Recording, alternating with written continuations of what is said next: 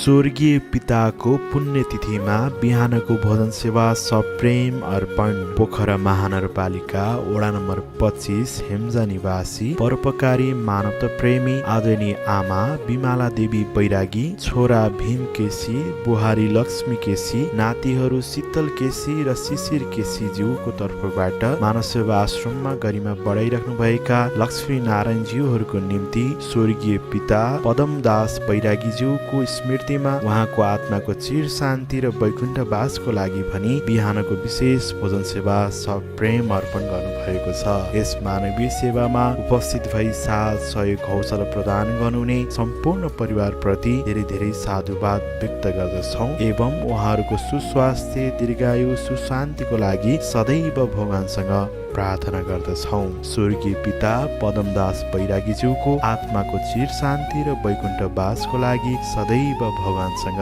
प्रार्थना गर्दछौँ।